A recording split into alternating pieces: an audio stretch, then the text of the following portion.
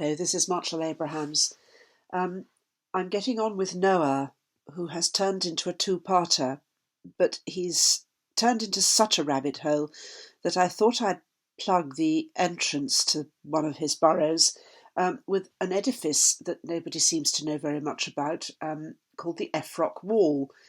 I found the Efrock Wall quite by accident in Brewer's one day when I was looking for something else. The entry is under York, which is a bit misleading, and it reads, York, when it was Saxon, was called Yorwick, and the legend is that a Duke of Effroc, being drowned at the foot of the wall, caused this name to be given to the city. Brewer is unusually illogical here, Brewer as in his dictionary of phrase and fable, because in his very next sentence he says that Southwark Wall was also called the Efrock Wall or the Stone Wall, and he gives as his source, this is getting weirder and weirder, talk about being down a rabbit hole, Victor Hugo's monumental work, L'Homme qui rit, or The Man Who Laughs. Victor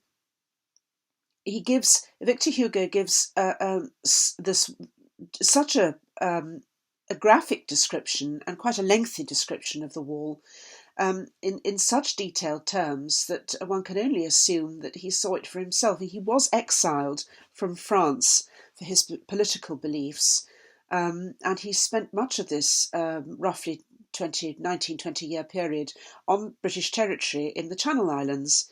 Now, that was between 1851 and 1870, and L'Homme qui rit was published in 1869.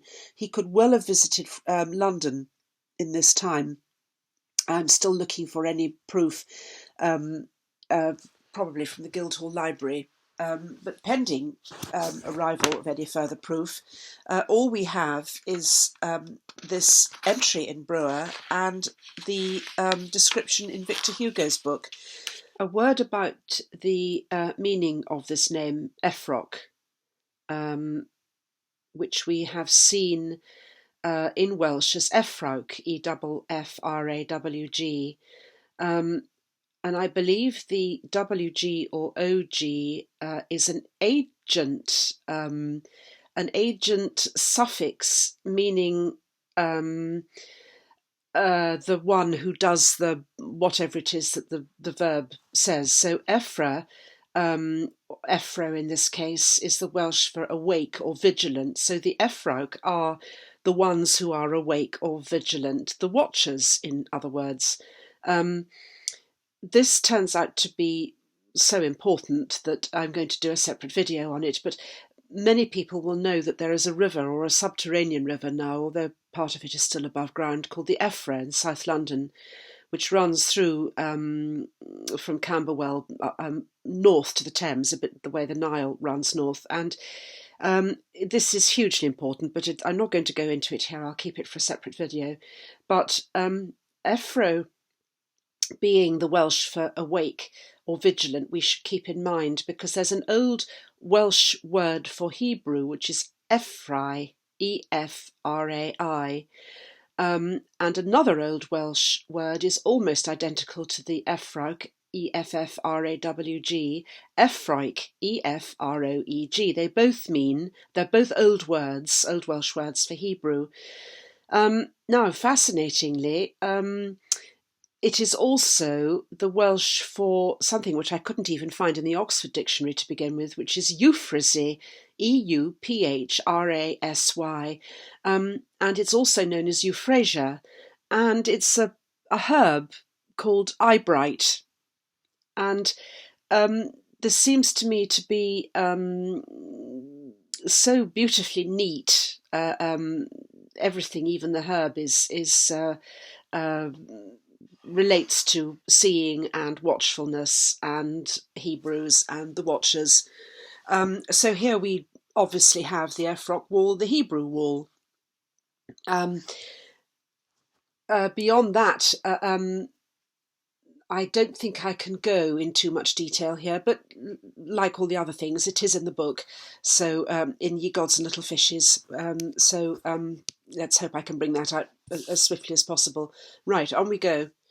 I'm going to read part of the relevant chapter, or section rather, in from L'Homme qui rit.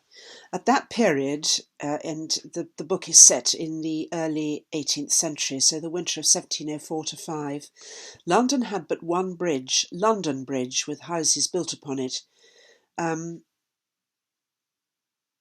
This bridge united London with Southwark, a suburb paved with flint pebbles taken from the Thames, and divided into small streets and alleys like the city, with a great number of buildings, houses, dwellings, and wooden huts jammed together.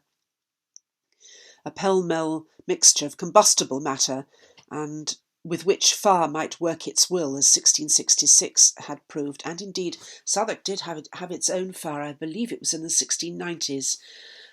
There's a wonderful galleried inn, semi-galleried inn left called the George, which has its own ghost. And that, I believe, is just about the only building that survived Southwark's Great Fire. The old long Cyclopean wall by the Thames was studded with rings. The Cyclopean wall is the Efrock Wall, studded with rings to which the river barges were anchored. This wall was called the Efrock Wall. York in Saxon times was called Effroc. Perhaps this is where Brewer got his information from. It's slightly changed. Legend says that a Duke of Effroc was once drowned at the foot of the wall. The water there certainly, we're talking about the Thames, of course, the water there certainly was deep enough to drown a duke. At low water it was 6 good fathoms, 36 feet deep. The excellence of this little anchorage attracted many sea vessels. An old ridge of stone, solid rock as well as masonry, ran along the bottom of the Efrock Wall, and being passable at all tides was used to board the ships moored to the wall. This wall was furnished with steps at intervals. It marked, Hugo says, the southern, but actually it was the northern limits of Southwark. An embankment at the top allowed the passers-by to rest their elbows on the Efrock Wall, as on the parapet of a quay. Thence they could look down on the Thames. On the other side of the river, London dwindled away into fields, and I have entered a caveat here. Surely not. From this vantage point, an excellent view of the city of London would have been obtained, even in the early 1800s when this book was set. A little way up the river above the Efrock Wall, at the bend in the Thames, which is nearly opposite St James's Palace, behind Lambeth House, not far from the walk then called Vauxhall, there was, between a pottery where they made porcelain and a glass blowers where they made ornamental bottles, one of those large unenclosed spaces covered with grass called a bowling green.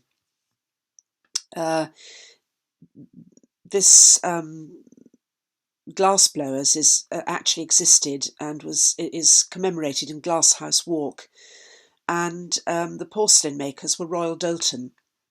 The bowling green isn't shown on Egas or copperplate, and neither the London Encyclopedia nor the A to Z of Elizabethan London mention it. Below the Efrock Wall, there was nothing on the river, but the quay sloped insensibly downwards till at some point of it met a pier, at which several vessels were lying, while others were on the point of departure. These vessels were connected with the shore by little jetties constructed for the purpose, some of stone, some of wood, or by movable gangways. All of them, whether moored to the jetties or at anchor, were wrapped in silence. Miraculously, there is an engraving by, I think he's called Skim, S.H. Skim or Grimm, I forget now, of Edward VI coronation procession, and most unusually this is taken from the north side, so we can actually see the Efrock Wall where it curves round, and it's great, what they call the stone Cyclopean wall, meaning it only has one entrance, and that's on London Bridge. It's all here in this engraving. This was in 1547, Edward VI's coronation procession, and it's all exactly as it appears in Victor Hugo's description, which leads me to hope that Victor Hugo actually saw this in person, and that it was, in which case it was still standing as late as the 1850s and 60s when he was in exile. Even the stairs that he mentions are visible, as are people strolling along the thoroughfare between the Efrock Wall and the houses. And there are vessels moored, exactly as Hugo says, although this reproduction is too small to permit us to identify any of them. I have written to the Guildhall Library to ask them for any further information about this. If they have any, I will pass it on in due course. But that's the Efrock Wall, and which is so little known about that we have only these three. So far, we have only these three mentions of it in Brewer's Dictionary of Phrase and Fable.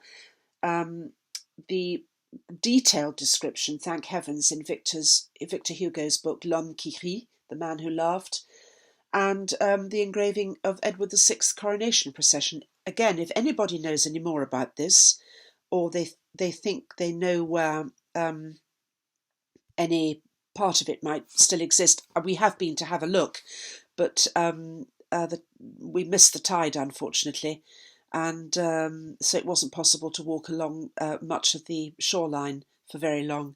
So if anybody knows any more about this, I'd be so very grateful to learn about it. Thank you very much indeed.